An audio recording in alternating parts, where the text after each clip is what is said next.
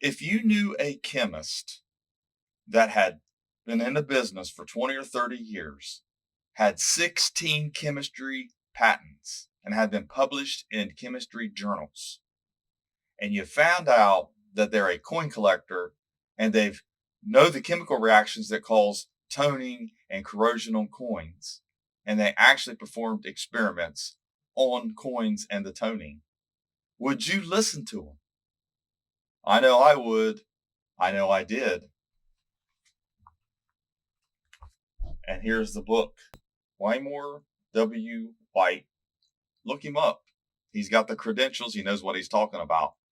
So any of you out there who want to deny anything that I've said in the videos about toning, you're arguing with this guy.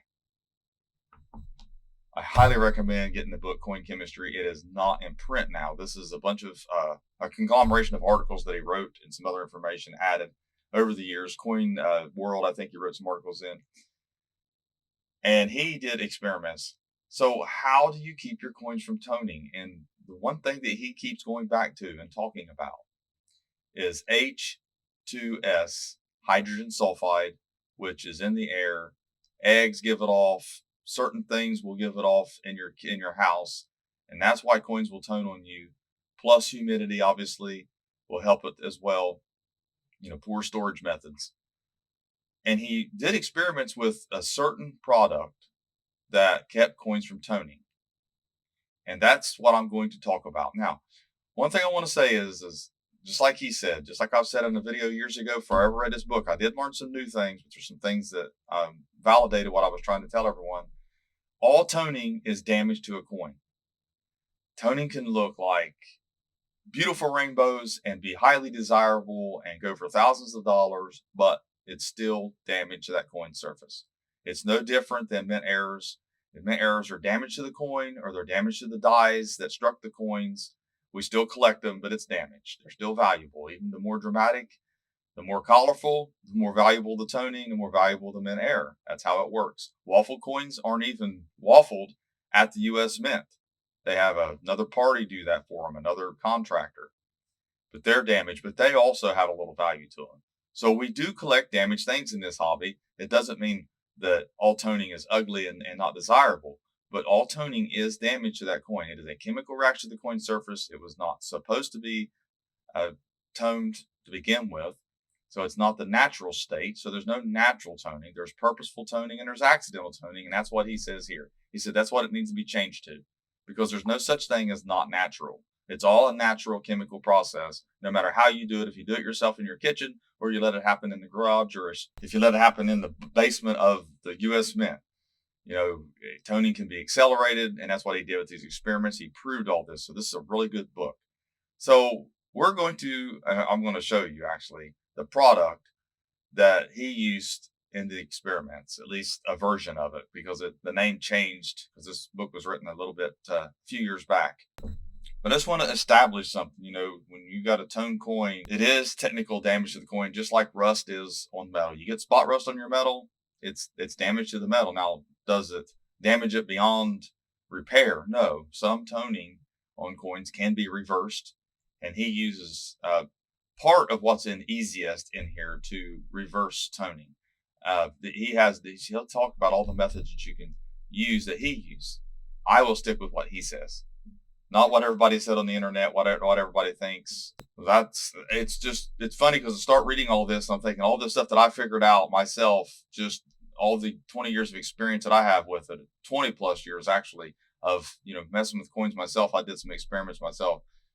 I was not wrong in the video. So I just learned a bunch of new things, though. I can tell you that. There'll be some more videos on it.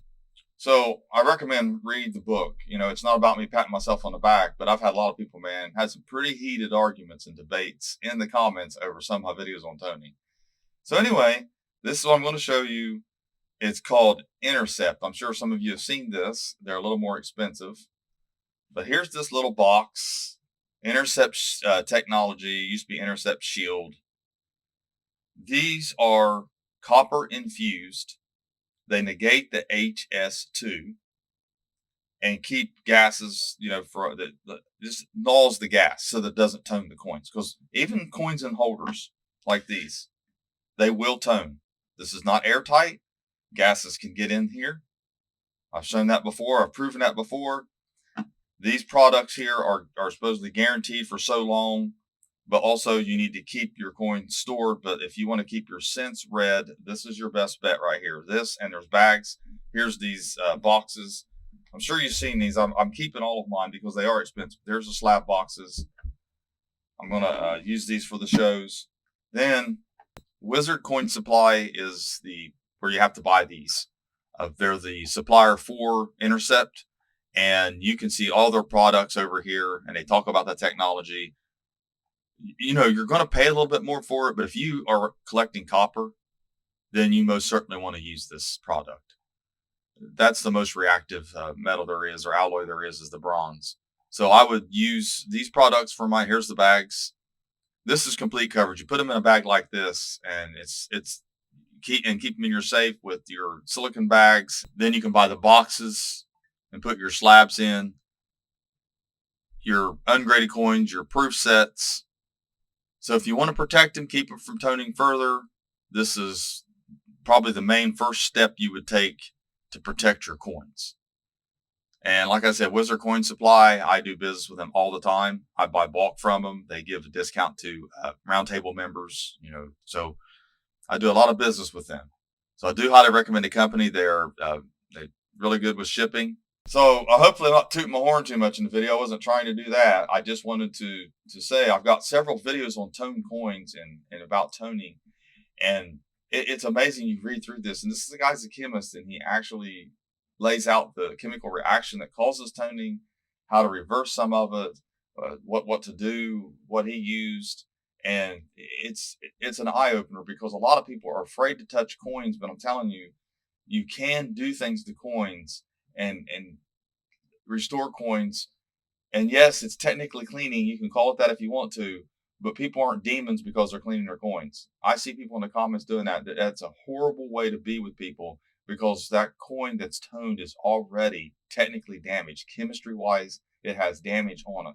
The upper micron layer of that coin has had a chemical reaction happen to it that even if it's desirable and you want to keep it that way, that's okay. We collect damaged stuff in this hobby. That's part of it. Because we're not talking about wiping, rubbing, scrubbing, wire brush, using abrasives on coins to make them shiny. We're talking about catching toning at an early stage and reversing it or removing it using another chemical reaction. And we call that restoration. Yes, you can call it cleaning, but you are actually restoring that coin to what it should look like. Even though if you got down with an electron microscope, you would see that just the upper micron layer was affected by that chemical reaction because that chemical reaction already damaged the very top layer of that coin. And over time, if it keeps toning and being dipped, it can cause that coin to look cleaned. But you don't, that's why you remove the toning, then you protect the coin and you store it properly so that it never tones again. Then it will remain natural, or at least like it's supposed to be. People like hobo nickels, they're damaged nickels. Even though that's art, it's still damage to the coin. So anyways, thanks for watching my latest video. Please like, share, and comment, and have a great day.